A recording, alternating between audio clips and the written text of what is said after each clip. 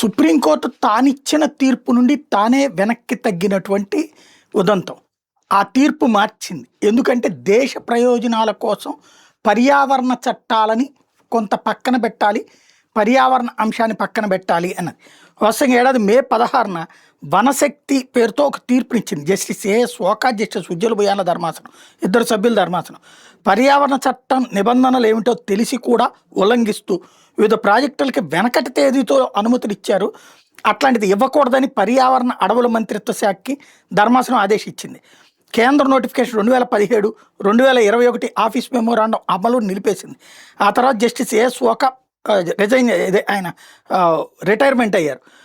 వనశక్తి తీర్పును సమీక్షించాలని కోరుతూ దాఖలైన పిటిషన్ల మీద తీర్పుని చీఫ్ జస్టిస్ నేతృత్వం ధర్మాసనం అక్టోబర్ 9ని రిజర్వ్ చేసింది.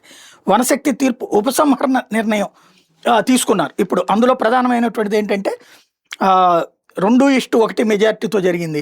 దీని ప్రకారం ఏదైతే ఇట్లాగా అంటే ఆల్రెడీ ఇండస్ట్రీస్ పెట్టినటువంటి వాటిని ముయ్యాల్సిన పని లేదు, వనశక్తి తీర్పు ఉపసంహరణ అవసరం అంటూ దాన్ని ఇద్దరు జడ్జిలు సమర్థించారు.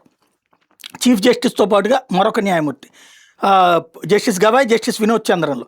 అదే సందర్భంలో జస్టిస్ ఉజ్జల్ బుయాన్ మాత్రం అభ్యంతరం చెప్పారు. వెనకటి తేదీతో పర్యావరణ అనుమతులు మంజూరు ఇవ్వడం కరెక్ట్ కాదు, ఇప్పుడు ఢిల్లీ లాంటి దాన్ని చూడండి అని చెప్పుకొచ్చారు. కానీ పరిశ్రమలు రావాలంటే తప్పదు అన్న కోణంలో సుప్రీంకోర్టు ఈ తీర్పుని మార్చింది.